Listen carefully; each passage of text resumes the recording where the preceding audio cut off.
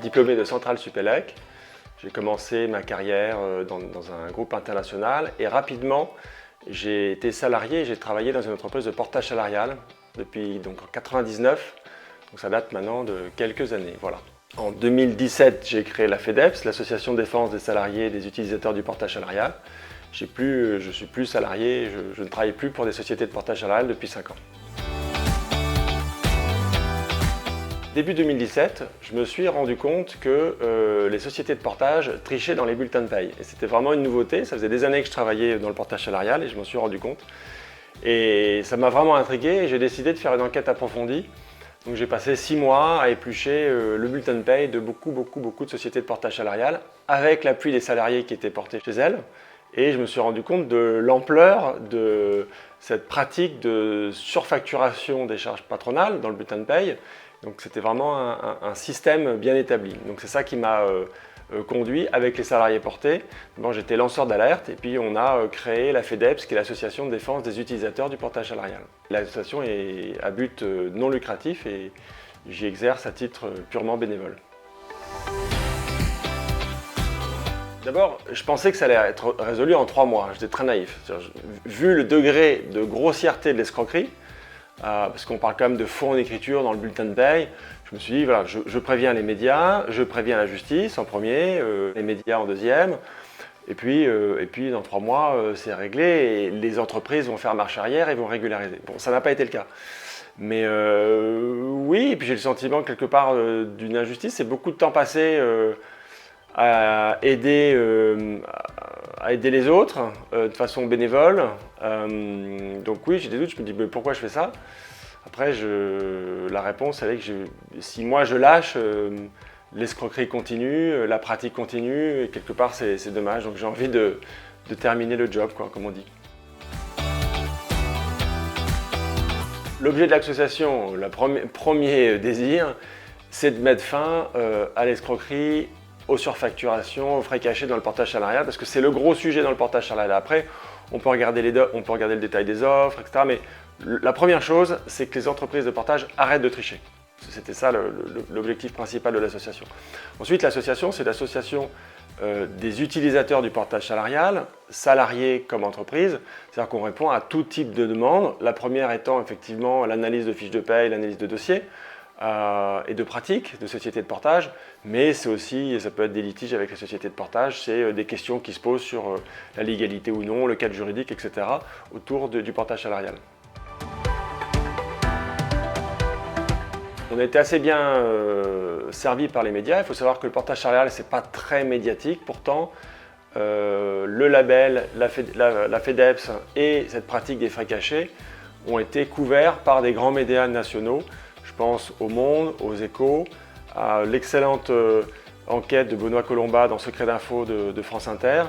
On a eu de la télé aussi sur France 3, donc Mediapart, etc. J'en passe, il y a eu une quinzaine de médias, radio, télé, papier. Donc le sujet a été assez bien couvert. Malgré une bonne présence médiatique, ça passe. C'est-à-dire qu'on a un article et puis après les gens oublient. Aujourd'hui, le portage, on estime à peu près à entre 30 000 et 70 000 en fonction des estimations. Et c'est encore beaucoup de milliers de personnes qui se font avoir sans s'en rendre compte. Parce qu'ils n'ont pas lu à ce moment-là telle édition des Échos et qu'ils n'ont pas été au courant. Maintenant, la plupart des portés se disent « Ah oui, il y a une rumeur comme quoi il y a une histoire dans le bulletin de paye ». Mais ils se disent oui, mais ça ne doit pas concerner ma société. Donc attention, donc il y a encore plein de gens qui ignorent et qui se font avoir sans le savoir. Le label Zéro Frais Caché a été lancé en 2020. En fait, pour une bonne et simple raison, c'est qu'à un moment donné, on dénonçait les pratiques et beaucoup de nos adhérents salariés disaient ok, mais moi, je veux continuer en portage. Et du coup, ok, je me suis fait avoir par une société, mais vers qui je me tourne? Vers quelle société de portage je me tourne? Et donc, on a commencé dès 2017 à recommander des sociétés de portage salarial. Mais le problème, c'est qu'on recommandait des sociétés qu'on n'avait pas auditées. Et donc, on a mis en place un audit. Donc, le label Zéro Frais Caché, c'est un label qui est attribué par la FEDEPS, l'Association des utilisateurs du portage salarial, à des entreprises qui ont accepté d'être auditées. Et donc, suite à un audit complet, donc il y a un pré-audit et un audit financier et juridique, où on passe à la moulinette 2 ans de compte On a l'ensemble des comptes de la société qui sont analysés. Donc on garantit à la fois le respect juridique des obligations légales d'une société de portage salarial, à la fois une solidité financière et surtout la transparence, c'est-à-dire on vérifie qu'il n'y a pas un centime qui est récupéré en chiffre d'affaires du salarié porté et qui ne lui est pas rétribué en dehors bien sûr des frais de gestion négociés en toute transparence. Le label a été lancé en 2020. Au départ, il a été lancé avec 6 sociétés. On a eu finalement 7, 8, 9. Aujourd'hui, il y a 9 sociétés. Il a été reconnu en 2022 comme marque de garantie. Donc, il est reconnu par l'État comme une marque de garantie, au même titre que le label, par exemple, bio ou le label rouge. Les sociétés ont évolué dans leur pratique et maintenant, parfois on voit ça dans le bulletin de paye, parfois c'est dans le compte de portée, c'est-à-dire c'est caché dans une masse salariale ou dans le versement du salaire, le montant est gonflé par rapport au montant réel du bulletin de paye. Donc vous voyez que les pratiques évoluent, mais ce n'est pas les seules pratiques. Il peut récupérer des sous sur la TVA, il y a des astuces sur la formation professionnelle, il y a parfois des entreprises, elles sont rares, mais qui mettent en place des doubles facturations. Enfin, je ne vais pas donner tous les trucs. En tout cas, il y a beaucoup de façons de tricher dans le portage salarial. Il faut comprendre qu'au départ, c'est très simple, on récupère le chiffre d'affaires et on va payer un salaire, mais entre les deux, il y a beaucoup de choses. Les charges patronales, c'est assez complexe.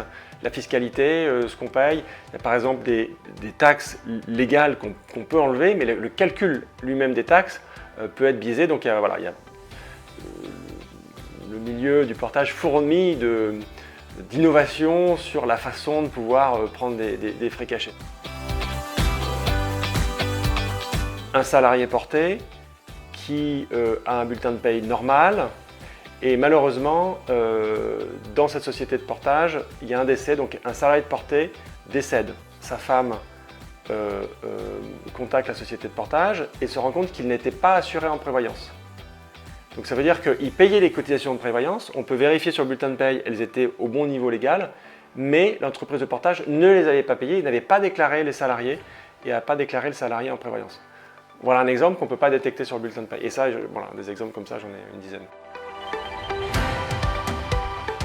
Ben non, c'est le plus facile. C'est évidemment le plus simple. Enfin, en portage, en plus, c'est très basique. Hein. Quel que soit ce que veulent faire croire certains lobbying, bon là, c'est basique en portage. Et puis tout le monde le comprend. C'est-à-dire, il y a le chiffre d'affaires, il y a des frais de gestion qui sont négociés, en fixe, en pourcentage, en ce qu'on veut. On enlève les frais de gestion et sur ce qui reste, c'est pour le salarié porté. C'est du montant disponible pour le salarié porté. Il n'y a pas les charges de l'entreprise, il n'y a pas de taxes. On prend là-dessus uniquement c'est du disponible. Donc c'est le salaire brut, les cotisations patronales légales, les remboursements de frais. Voilà. Et puis éventuellement les avantages type CSU, ticket restaurant, etc., etc. Donc c'est hyper simple. Pourquoi les sociétés de portage souhaitent être auditées? Parce que la FEDEPS, c'est l'UFC que choisir du portage salarial. Donc les entreprises ont à cœur de démontrer, certaines entreprises ont à cœur de démontrer leur transparence. Et la meilleure solution pour démontrer sa transparence, c'est d'ouvrir ses comptes. Et c'est d'accepter que l'association FEDEPS vienne avec un auditeur indépendant, externe, et qui audite les comptes. C'est la meilleure preuve que la société est transparente. Là, en juillet 2022, il y a 9 sociétés labellisées, auditées, labellisées à jour. Donc, dans les 9 sociétés, ça représente à peu près 25% à 30% actuellement du marché total du portage salarial. Parmi les 9 sociétés, il y a de quoi choisir la société qui convient. Il y en a qui sont plus high-tech, il y en a qui sont plus en relation client, etc. Donc on a vraiment le choix parmi les sociétés labellisées. Ensuite, il y a à peu près une dizaine de sociétés candidates au jour d'aujourd'hui qui sont aux portes et qui sont candidates au label Zéro Frais Caché.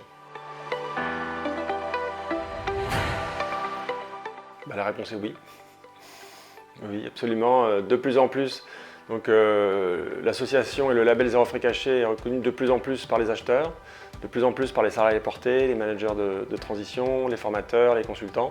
Donc le marché, je dirais, adopte assez largement maintenant le label et a compris que dans le portage, voilà, il fallait prendre une société labellisée et ensuite mettre en concurrence au sein des sociétés labellisées. Et puis on est aussi largement reconnu par les sociétés qu'on dénonce si elles ont mis en place un certain nombre de dispositifs de réponse, de dénonciation, de comités, de fausses informations, diffusion de fausses informations, de mise en place de labels un peu bidons, concurrents, d'auto-labellisation des entreprises ou d'auto-référentiel. Alors d'abord, on ne voit pas tout le monde parce qu'on diffuse de l'information et donc il y a plein de gens qui viennent sur le site. Mais moi, dans les demandes directes et des salariés qu'on accompagne au cas par cas, il y a à peu près 300 dossiers par an. Le label Zéro Frais Caché est le seul label indépendant, ça veut dire le seul label dont le référentiel a été conçu par l'association des défenseurs des utilisateurs. Il y a aujourd'hui des labels, notamment un label privé qui est mis en place, qui a été conçu et mis en place en réponse au label Zéro Frais Caché et qui a été directement, dont le référentiel a été écrit par des sociétés et un syndicat patronal qui semble vouloir défendre des pratiques qui, disons, ne sont pas du tout autorisées dans le label Zéro Frais Caché. Donc voilà, il y a des tentatives pour essayer de semer une confusion sur le marché avec d'autres types de labels ou de certifications. Donc je le redis, aujourd'hui, le label Zéro Frais Caché de la FEDEPS, association indépendante à but non lucratif des salariés en portage salarial, est le seul label indépendant qui garantit l'absence de frais cachés. Le label Zéro Frais Caché est ouvert à toute société de portage qui le demande. L'obtention du label, il est soumis à la validation d'une charte, qui est le règlement d'usage de la marque de garantie label Zéro Frais Caché. Donc il faut que l'entreprise prenne connaissance de cette charte, y adhère, et ensuite l'audit proprement parlé est en 3 temps. Il y a un pré-audit qui est fait avec l'association, qui est un audit déclaratif, sur pièce. Ensuite, il y a un audit en 2 temps, qui est un temps sur le cloud et un temps en audit physique, et qui est lui réalisé par un cabinet d'audit externe. Le coût de cet audit, sur des sociétés de taille raisonnable, on va dire, en dehors des groupes structurés, est de 1 500 €. Globalement, on essaie de répondre à la semaine.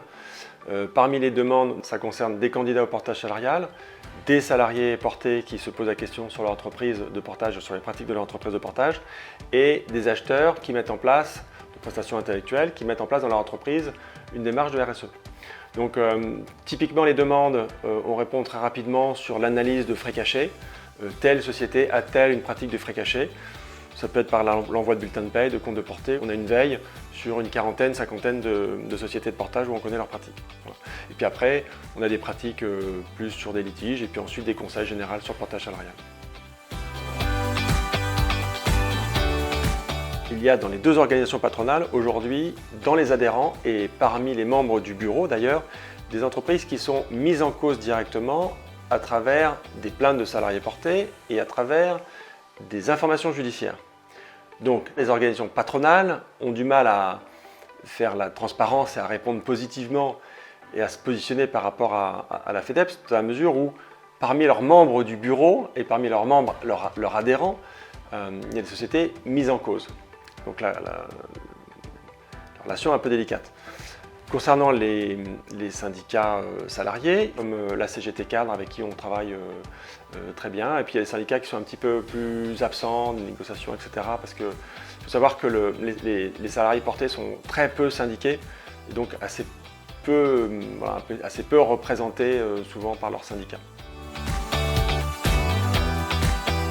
Ben oui, évidemment, puisque en fait, certaines entreprises de portage surfacturaient tranquillement jusqu'à 9% de fausses cotisations patronales ou gonflées cotisations patronales. À partir du moment où on vérifie les bulletins de paye et l'ensemble des frais cachés, oui bien sûr, ces sociétés-là sont dérangées par l'action de l'association et donc mettent en place, parce qu'elles ont des moyens de communication, des contre-feux. Donc avec l'aide de leur syndicat patronal, elles essayent d'étouffer l'affaire. C'est le seul label indépendant délivré par la FEDEPS qui garantit l'absence de frais cachés, mais aussi le respect des réglementations et la solidité financière. 2017, début 2018, j'ai fait une veille pour connaître les pratiques des sociétés de portage. Et c'est dans le cadre de cette veille-là que j'avais identifié Prium comme une société pouvant être candidate et recommandée, on va dire, par l'association. La société Prium Portage est labellisée Zéro Frais Caché depuis août 2020. Il faut savoir qu'il y a 8 cas sur 10 des dossiers qui nous sont envoyés qui ne sont pas conformes. Donc ce n'est pas du tout un luxe que de vérifier, voilà, simple précaution. Ça n'empêche pas d'avoir une bonne relation avec vos sociétés de portage salarial.